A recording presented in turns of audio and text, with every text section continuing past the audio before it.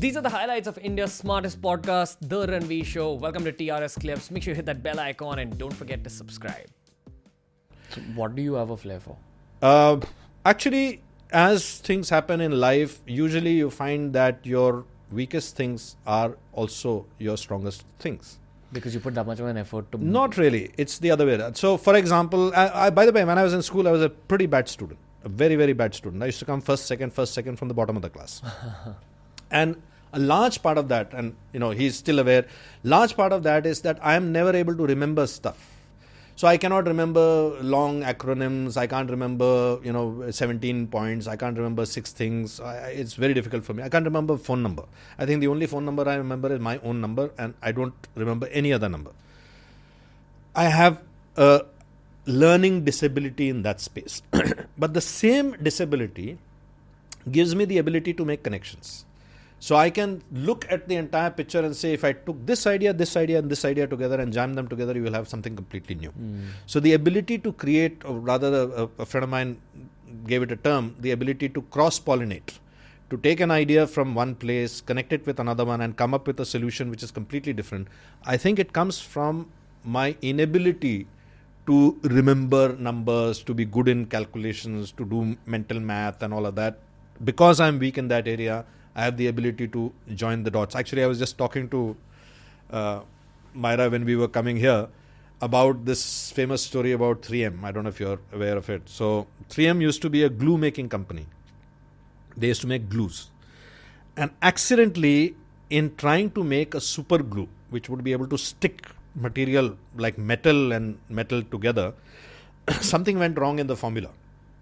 And the glue became extremely weak. So weak that even if you stick it in paper and you stick the paper, it'll just come off. And that's how the 3M Post-it started. So the 3M Post-it started because a glue which was supposed to be very strong turned out to be very weak, and it had a completely different application. And I think that is true of all human beings.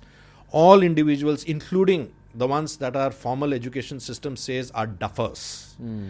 I don't buy that story for the simple reason that by that logic, all the 98 percentile people who are completing their MBAs, I mean, today even a reasonably tier 2 B school is cutting off at 96%, 98%, 99%. So what happens to the remaining people? Are they supposed to lay down and die?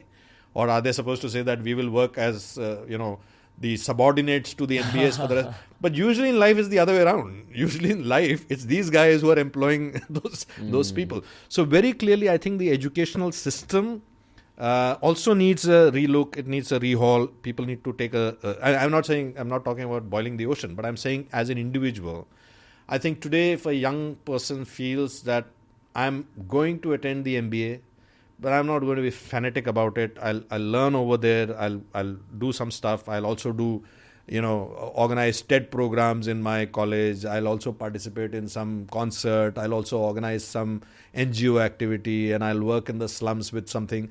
I think that person is going to grow up to be a far more well-rounded person. He will know how to work with different environments, different kind of people. If you get used to saying that I need all aces in my team to win, only then I can win, that's not going to happen in real life. In real life, you're not going to get aces. In real life, you'll get all sorts of people. You'll get people who are intelligent. You'll get people who are not intelligent. You'll get people who have intelligence in one area and not in another area. You'll get people who are passionate, people who are not passionate, people who are hungry, not hungry. You'll get the cards that you get dealt with. And the ability to play with cards which are not like you will usually only come if you have had some of that experience. But if you have been always a topper in school, always been in an Ivy League college, and then you land into the real world, it might, I have usually found people who have done again, I'm talking generally, done extremely well in academics very rarely take risks. Because they've got a perfect track record. First divisioner, gold medalist. So he or she will never take something where there is a chance of a silver medal because it will spoil their record. Those people will very rarely take risks, and because very rarely will they take risks, they will not deviate from a beaten path, and a beaten path is a beaten path with very little or very less returns. You want higher returns, you have to take a path which is not beaten. You have to take that path, and to take that path usually I mean, there's a saying that fools will leap where angels fear to tread. And of course, it's an extreme example. But I've usually found that if you have to do something remarkably different, it does take a person who is not in the standard format of education and thinking to do that. Okay.